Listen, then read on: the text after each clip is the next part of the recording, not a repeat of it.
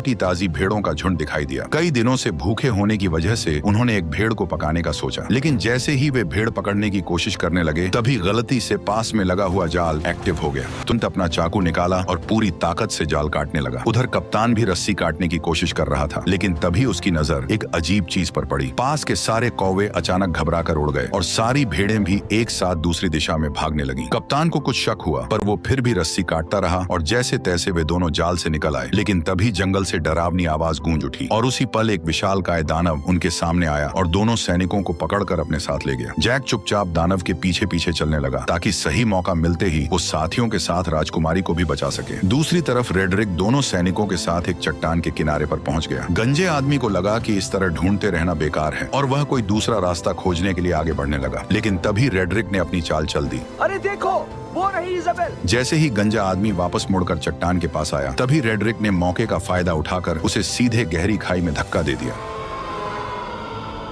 यह देखकर रेडरिक का दोस्त जोर जोर हंसने लगा। तभी एक विशाल हाथ ने अचानक उसे पकड़ लिया।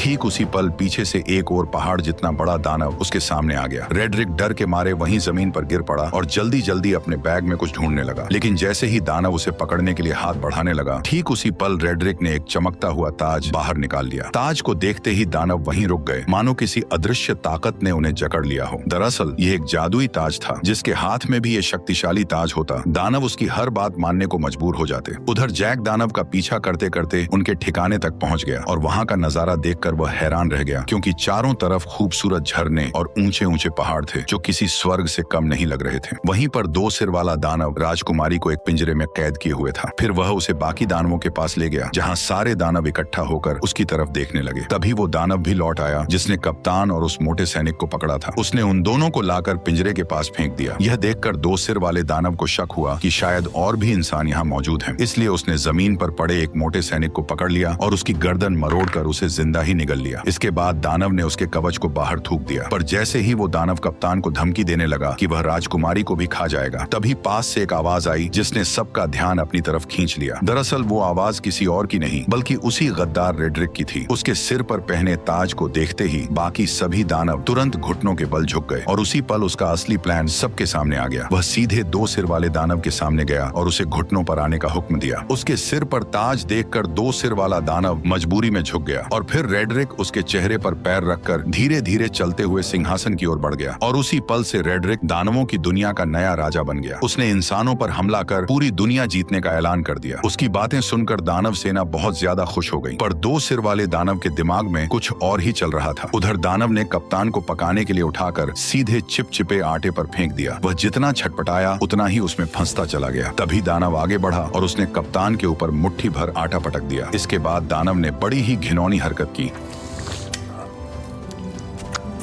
दानव ने कप्तान को मोड़कर एक तरफ रख दिया। तैयारी के बाद केवल सब्जियां डालना बाकी था। जैसे ही वह सब्जियां लेने गया, उसी समय जैक चुपके से वहां आ पहुंचा। जैक को देखकर राजकुमारी बेहद खुश हो गई, लेकिन उसने तुरंत उसे इशारे से चुप रहने को कहा। उधर दानव अब भी उलझा हुआ था और इसी बीच जैक धीरे धीरे राजकुमारी के पास पहुंच गया। उसने पिंजरे का लॉक खोलने की कोशिश की, लेकिन यह उसके बस की बात नहीं थी। तब राजकुमारी ने उसे पहले कप्तान को बचाने के लिए कहा, जिसे दानव ने सुअरों के साथ लाइन में रखा था। जैक तुरंत उसके पास पहुंचा और चाकू निकालकर उसे उस चिपचिपे आटे से अलग करने लगा। उसी समय दानव मसाला लेकर वापस आने लगा। ये देखकर जैक ने जल्दी से चाकू कप्तान को पकड़ा दिया और खुद छिप गया। खुशकिस्मती से दानव को कुछ भी शक नहीं हुआ। उसने कुछ नुकीली लकड़ियां उठाई और कप्तान की आंखों के सामने पास पड़ी सुअर में घुसा दी। जो सुअर अभी तक चिल्ला रही थी वह तुरंत शांत हो गई। अब अगला नंबर कप्तान का था। दानव ने बिना दया दिखाए वार किया, लेकिन वह थोड़ा सा चूक गया, वरना कप्तान की आने वाली पीढ़ी का नामो निशान मिट जाता। ये देखकर कप्तान डर के मारे बेहोश हो गया। फिर दानव ने उन सभी को उठाकर पास जल रहे भट्ठे में रख दिया। अब उन्हें बचाने वाला एकमात्र जैक ही था। इस समय जैक लोहे की रिंग के ऊपर पहुंच चुका था और दानव को उसकी भनक तक नहीं थी। तभी दानव ने एक तेज धार वाला चाकू उठाया और सीधे राजकुमारी की ओर बढ़ गया। उसने बिना देर किए हाथ अंदर डालकर राजकुमारी को बाहर निकाल लिया और टेबल पर रखकर उसे काटने की तैयारी करने लगा। लेकिन तभी जैक ने चुपके से पास रखा एक भारी चाकू उठा लिया। बेखबर दानव राजकुमारी पर वार करने ही वाला था। तभी जैक ने छुरी सीधी उसकी रीढ़ में घोंप दी। दर्द से दानव जोर जोर से चिल्लाने लगा, लेकिन जैक छुरी को मजबूती से पकड़े रहा। तभी दानव बेकाबू होकर दीवार से जा टकराया और वहीं मारा गया। यह देखकर राजकुमारी और कप्तान दोनों हैरान रह गए। इसके बाद वे तीनों तुरंत उस जादुई बेल के पास पहुंच गए, लेकिन वहां पहले से ही एक दानव पहरा दे रहा था जिसे रेड्रिक ने भेजा था। तभी जैक के दिमाग में एक अजीब आइडिया आया। वो एक मधुमक्खियों का छत्ता लेकर कप्तान के साथ धीरे धीरे उस दानव के पास पहुंच गया। फिर कप्तान ने दानव का हेलमेट उठाया और जैक ने छत्ता उसके अंदर पटक दिया। दानव अभी भी बेफिक्र सो रहा था और उसे जरा भी अंदाजा नहीं था कि उसके साथ क्या होने वाला है। जैसे ही जैक ने छत्ता अंदर रखा तभी कप्तान ने तुरंत हेलमेट बंद कर दिया और फिर दोनों तेजी से वहां से भागकर पास की चट्टान के पीछे छिप गए और इंतजार करने लगे। कुछ ही देर में दानव मधुमक्खियों के डंक से तड़प कर उठ खड़ा हुआ और दर्द से छटपटाते हुए अपने शरीर को झटकने लगा। लेकिन जितना ज्यादा वह तड़प रहा था, मधुमक्खियां उतनी ही ज्यादा उस पर हमला कर रही थी। घबराकर दानव वहां से भागने लगा, लेकिन फिसल कर पत्थरों से टकरा गया और फिर वह लुढ़कता हुआ चट्टान के किनारे तक पहुंच गया। ऐसा लग रहा था कि अब वह गिरने ही वाला है। तभी अचानक उसने अपना हेलमेट उतार दिया। यह देखकर तीनों एक पल के लिए चौंक गए, लेकिन तभी एक मधुमक्खी सीधे उसकी तरफ उड़ती हुई आई और अगले ही पल उसने दानव को जोर से डंक मार दिया, जिससे वह कंट्रोल खो बैठा और सीधे नीचे जा गिरा। यह देखकर तीनों लोग खुशी से झूम उठे। उन्हें यकीन नहीं हो रहा था कि उन्होंने इतनी आसानी से इतने बड़े दानव को हरा दिया। इसके बाद तीनों ने तुरंत वहां से निकलने का फैसला किया, लेकिन अचानक कप्तान रुक गया। उसने बताया कि उसे रेड्रिक से ताज छीनने के लिए यही रुकना पड़ेगा। इसलिए जैक उसे चाकू थमाकर राजकुमारी के साथ नीचे उतरने लगा। उसी समय दानव बैलों से टकराते हुए आखिरकार नीचे आ गिरा। तेज आवाज सुनकर राजा तुरंत अपने टेंट से बाहर आया और इस खतरनाक दानव को देखकर घबरा गया। अचानक गांव के लोग भी वहां इकट्ठा हो गए। तभी राजा ने ना चाहते हुए प्रजा की भलाई और दानवों को यहाँ आने से रोकने के लिए एक बड़ा फैसला लिया। उसने तुरंत जनरल को बेल काट डालने का आदेश दे दिया। सैनिकों ने विशाल लोहे की कीलें उस बड़ी बेल में ठोक दी, फिर उन पर मजबूत हुक लगा दिए और कुछ बैलों और घोड़ों की मदद से उसे खींचना शुरू कर दिया। धीरे धीरे वह विशाल बेल जड़ों समेत हिलने लगी, लेकिन इससे पास खड़े सैनिक अचानक खतरे में आ गए। तभी अचानक बीच वाली मोटी बेल भी टूटने लगी। ऊपर खड़े सैनिक नीचे गिरने लगे, जिससे चारों तरफ अफरा तफरी मच गई। उधर जैक और राजकुमारी बेल के सहारे नीचे उतर रहे थे, लेकिन जैसे ही उन्होंने नीचे नजर डाली तो वे डर के मारे घबरा गए, क्योंकि बेल बेकाबू हो चुकी थी और किसी भी पल गिर सकती थी। उसी समय जैक ने मौका देखकर राजकुमारी को कसकर पकड़ा और तेजी से एक लटकती डाल को थाम लिया। दोनों हवा में झूलते हुए तेजी से नीचे की ओर बढ़ने लगे। आखिरकार जब वे नीचे गिरे तो घास के ढेर ने उनकी रफ्तार कम कर दी और इस तरह दोनों सही सलामत जमीन पर पहुंच गए। ठीक उसी पल रेड्रिक ने सभी दानवों को इकट्ठा कर इंसानों पर हमला करने की तैयारी की। तभी दो सिर वाले दानव को इंसान का आभास हुआ, जिससे कप्तान छिप गया। तभी रेड्रिक ने आगे बढ़ते हुए बेल उगाने वाले जादुई बीज निकाले, लेकिन तभी अचानक कप्तान उस पर टूट पड़ा, जिससे जादुई बीज चट्टान पर ही छूट गए और रेड्रिक सीधे नीचे गड्ढे में जा गिरा। रेड्रिक डर के मारे दानवों को पुकारने लगा, जबकि कप्तान उसके सामने लड़ने के लिए तैयार खड़ा हो गया। तभी दो सिर वाले दानव ने बाकी दानवों को उसे बाहर निकालने का आदेश दिया। दानव चट्टानों को तोड़ने लगे और नीचे कप्तान और रेड्रिक के बीच लड़ाई शुरू हो गई। रेड्रिक ने अपनी लंबी तलवार के सहारे कप्तान को गिरा दिया और उसका हथियार दूर जा गिरा। इसके बाद उसने मौका पाकर लगातार हमले शुरू कर दिए, लेकिन कप्तान ने किसी तरह उसका वार रोक लिया और दोनों के बीच ताकत की लड़ाई शुरू हो गई। जल्द ही कप्तान कमजोर पड़ने लगा और रेड्रिक ने उसे पानी में डुबो दिया। तभी अचानक उसकी नजर उस चाकू पर पड़ी जो उसकी तरफ बहकर आ रहा था। कप्तान ने सही मौके पर उसे दांतों से पकड़ लिया और तुरंत रेड्रिक के चेहरे पर वार कर दिया। अचानक हुए हमले से रेड्रिक का गुस्सा फूट पड़ा। उसने अपने हथियार के दम पर कप्तान को पीछे धकेल दिया। कप्तान मजबूर होकर पीछे हटता गया और आखिरकार किनारे तक पहुंच गया। तभी रेड्रिक ने उसे एक जोरदार लात मारकर नीचे गिरा दिया, लेकिन कप्तान ने किसी तरह चट्टानों को पकड़ लिया। रेड्रिक तलवार को उसके हाथों में चुभोने लगा ताकि वह खुद नीचे गिर जाए, लेकिन उसने कप्तान की ताकत को कम आंका था। जैसे ही वह फिर से हमला करने लगा, कप्तान ने उसी के हथियार को पकड़कर उसी की टांग में घोंप दिया। दर्द से रेड्रिक जोर जोर से चिल्लाने लगा और इसी मौके का फायदा उठाकर कप्तान ने तलवार रेड्रिक के पेट में घोंप दी। अचानक हुए हमले की वजह से रेड्रिक ने वहीं दम तोड़ दिया। उसके मरते ही ताज की जादुई ताकत भी खत्म हो गई। कप्तान किसी तरह ऊपर चढ़ आया और ताज वापस लेने के लिए आगे बढ़ा, लेकिन तभी ऊपर की गुफा टूट गई और दो सिर वाला दानव उससे पहले ही ताज उठा ले गया। उसने ताज अपनी उंगली में पहन लिया और खुद को नया राजा घोषित कर दिया। ताज पहनते ही उसकी ताकत फिर से लौट आई। यह देखकर बाकी दानवों ने भी अपने घुटने टेक दिए। तभी कप्तान ने देखा कि धरती पर लौटती हुई वह एकमात्र बेल अब कभी भी टूटकर नीचे गिर सकती है, इसलिए उसने बिना देर किए सीधे बेल पर छलांग लगा दी। बेल तेजी से किले की ओर बढ़ने लगी। कप्तान ने सही समय का फायदा उठाया और छलांग लगाकर सीधे पानी में कूद गया। दो सिर वाले दानव ने जब देखा कि इंसानों की दुनिया तक जाने का रास्ता टूट चुका है तो वह गुस्से से गरज उठा। तभी अचानक छोटे सिर ने जमीन पर पड़े उस थैले की ओर इशारा किया जिसमें जादुई बीज भरे हुए थे। दो सिर वाले दानव ने उसे उठाया और अपने हाथ में खोल लिया। उसमें कुल 4 जादुई बीज थे। यह देखकर वह खुशी से झूम उठा। उसने तुरंत एक फूंक मारकर उन बीजों को पानी में फेंक दिया। जैसे ही बीज पानी से टकराए वे तुरंत उगने लगे और अगले ही पल जमीन को चीरती हुई 4 विशाल बेलें बाहर निकल आई। इसके बाद दो सिर वाले दानव ने जोर से आदेश दिया और सभी दानव उस बेल पर चढ़कर इंसानों की दुनिया की ओर बढ़ने लगे। आखिरी पल में दो सिर वाला दानव भी छलांग लगाकर नीचे कूद पड़ा। वो बेलों के जरिए फिसलते हुए जमीन की ओर बढ़ने लगा। उसी समय जैक घोड़े को पानी पिला रहा था। तभी अचानक उसकी नजर आसमान की ओर गई। उसने देखा कि सभी दानव तेजी से नीचे की ओर बढ़ रहे हैं। बिना एक पल गवाए वह घोड़े पर सवार होकर राजा को चेतावनी देने निकल पड़ा। उधर राजा की सेना आराम से किले की ओर बढ़ रही थी। तभी जैक की नजर सेना पर पड़ गई। वो जोर जोर से चिल्लाने लगा कि दानव आ रहे हैं, लेकिन राजा को अब भी कुछ समझ नहीं आया। तभी पीछे के जंगल से अचानक कई दानव निकल आए और जहाँ जहाँ वे जा रहे थे वहाँ सब कुछ तहस नहस कर रहे थे। कोई भी उन्हें रोक नहीं पा रहा था। जल्द ही दानव सेना पास आ गई और उन्होंने एक सैनिक को पकड़कर जिंदा निगल लिया। घोड़े पर सवार लोग भी उनकी रफ्तार से नहीं बच पाए। इस वक्त इंसान उनके सामने बिल्कुल बेबस थे। तभी एक गोल चेहरे वाले दानव ने पास की पवन चक्की का पंखा तोड़कर राजकुमारी की तरफ फेंक दिया, जो जमीन पर गिरते ही सब कुछ चकनाचूर कर गया और राजा का ताज भी गिर पड़ा। उधर किले पर तैनात सैनिकों ने राजा की सेना को आते देखा और उन्होंने तुरंत अंदर युद्ध की तैयारी की खबर भेज दी। कप्तान ने तुरंत सभी सैनिकों की मदद से खाई में तेल डलवा दिया ताकि दुश्मनों को रोका जा सके। जैसे ही राजा की सेना किले के पास पहुंची, उसने तीर चलाने का आदेश दे दिया और देखते ही देखते सैकड़ों जलते हुए तीर दुश्मनों की ओर छोड़ दिए गए। जैसे ही ये तीर तेल से टकराए, चारों तरफ आग भड़क उठी और इसी बीच राजा की सेना सुरक्षित किले के अंदर पहुंच गई। राजकुमारी को सही सलामत देखकर कप्तान ने तुरंत किले के दरवाजे बंद करने का आदेश दिया, लेकिन उसी समय जैक अभी भी बाहर था और दानव उसके पीछे पड़े हुए थे। जैसे ही किले का दरवाजा बंद होने लगा, तभी जैक घबरा गया, लेकिन आखिरी पल में वह अपने घोड़े के साथ छलांग लगाकर अंदर घुस आया। हालांकि उसके पीछे पीछे दो सिर वाला दानव भी दरवाजे पर चढ़ आया, लेकिन तभी कप्तान ने उस पर हमला बोल दिया और वह सीधे आग की जलती लपटों में जा गिरा।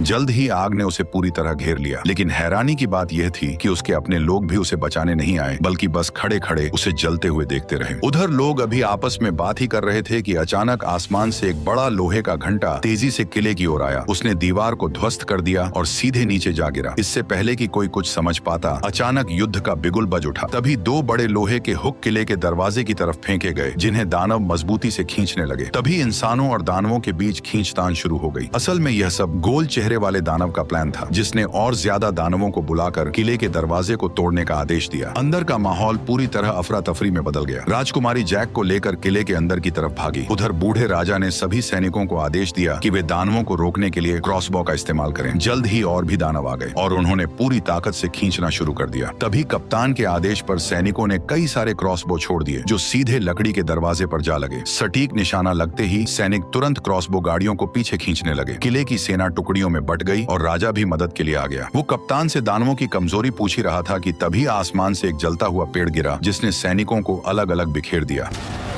अगले ही पल कई सारे जलते हुए पेड़ सैनिकों के ऊपर गिरने लगे, जिससे उनकी पकड़ ढीली होने लगी। ऐसा लग रहा था जैसे दरवाजा जल्द ही टूट जाएगा। तभी राजकुमारी जैक को लेकर किले के अंदर पहुंची, लेकिन अचानक एक भारी दहाड़ और जमीन में उठती दरारों ने उनका ध्यान खींच लिया। डर के मारे दोनों पीछे हट गए और कुछ पत्थर ऊपर की ओर उड़ने लगे। नीचे से अचानक दो विशाल हाथ बाहर निकले। ये वही दो सिर वाला दानव था जो पहले आग में गिरने के बावजूद बच गया था, क्योंकि पानी के नीचे होने की वजह से आग उसका कुछ नहीं बिगाड़ पाई और वह सीवर के रास्ते से चुपचाप किले के अंदर तक घुस आया। अचानक उसे राजकुमारी की शाही गंध महसूस हुई। जैक ने डरते हुए कंबल खोला और देखा कि दानव की अभी तक उन पर नजर नहीं पड़ी है, लेकिन तभी गुस्से में दानव ने पास रखा शीशा तोड़ दिया। घबराहट में कंबल में छिपे दोनों लोग कांपने लगे, लेकिन दानव ने सीधे ऊपर से उन्हें देख लिया। जैक पूरी ताकत लगाकर तुरंत राजकुमारी को पकड़कर भागा, लेकिन दानव लगातार उनका पीछा करने लगा। कोई रास्ता न होने की वजह से दोनों मजबूरी में दूसरी मंजिल की ओर भागे। वे कदमों को रोकने की हिम्मत भी नहीं कर रहे थे, लेकिन अचानक एक हाथ साइड से बाहर निकला और राजकुमारी को पकड़ लिया। जैक ने पास में रखी कुल्हाड़ी उठाई और बिना देर किए सीधे उस पर हमला कर दिया, लेकिन दानव ने दूसरे हाथ से उसे पकड़ लिया। छोटा सिर जैक का मजाक उड़ाने लगा। तभी जैक ने गुस्से में सीधे कुल्हाड़ी मारकर उसका हेलमेट तोड़ दिया। गुस्से में दानव ने अपना बड़ा मुंह खोल लिया। तभी जैक ने लॉकेट में छिपा हुआ जादुई बीज निकाला और सीधे उसके मुंह में फेंक दिया। जादुई बीज सीधे उसके पेट में चला गया, जिससे दो सिर वाले दानव को अचानक कुछ गड़बड़ महसूस हुई और उसने तुरंत दोनों को जमीन पर पटक दिया। तभी अचानक एक बेल उसके शरीर से बाहर आई और दोनों डर के मारे पीछे हट गए। अचानक कई सारी बेलें पूरी रफ्तार से उसके शरीर को चीरते हुए बाहर निकल आई, जिससे हॉल पूरी तरह से तबाह हो गया। अचानक राजा का मुकुट पहना हुआ हाथ भी जैक के पास गिर गया। उधर बाहरी सैनिक अभी भी दानवों को रोकने में लगे हुए थे, लेकिन गोल मुंह वाले दानव की एक आवाज पर सभी दानव धीरे धीरे पीछे बढ़े और सैनिकों को एक एक कर गिराते चले गए। किले का दरवाजा धीरे धीरे खुल गया। कप्तान ने तुरंत सैनिकों से लोहे का दरवाजा बंद करने को कहा। ठीक उसी पल गोल मुंह वाला दानव अपने साथियों के साथ धुंध से धीरे धीरे बाहर आया, लेकिन लोहे का दरवाजा उसे ज्यादा देर तक रोक नहीं पाया और उसने एक ही झटके में दरवाजे को तोड़ दिया। तभी वो दानव अपने साथियों के साथ किले के अंदर घुस गया। वहां खड़े टेस्टी सैनिकों को देखकर वे बेहद खुश हुए। दानव हमला करने ही वाले थे कि पीछे से अचानक आवाज आई और सभी दानवों का ध्यान उस आवाज पर चला गया। दानव ने भीड़ में ध्यान से देखा और अचानक उसने अपना हथियार छोड़ दिया। ये देखकर बाकी दानव भी हथियार छोड़कर सभी इंसानों के सामने घुटनों के बल बैठ गए। कप्तान यह नजारा देखकर चौंक गया। तभी अचानक जैक मुकुट लेकर आगे आया और उसने तुरंत सभी दानवों को वापस उनकी दुनिया में लौट जाने का हुक्म दे दिया।